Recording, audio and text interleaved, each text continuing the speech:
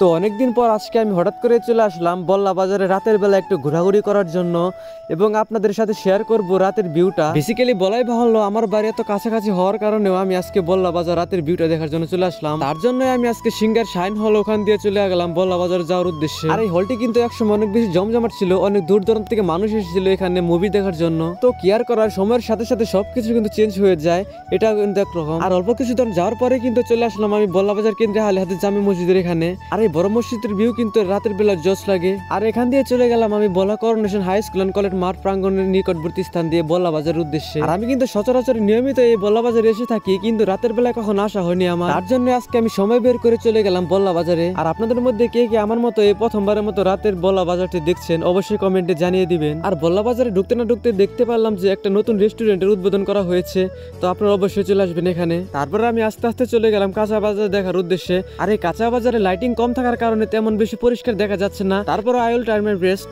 আর বল্লা বাজারের মধ্যে শ্রেষ্ঠ স্থান দখল করে রেখেছে কিন্তু কাপড়ের বাজারটি।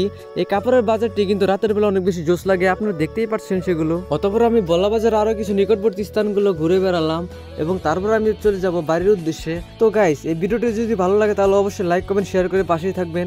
তো আপনাদের সাথে আবার দেখা হবে নতুন কোনো ভিডিওতে। সবাই ভালো থাকুন, সুস্থ থাকুন, আল্লাহ হাফেজ।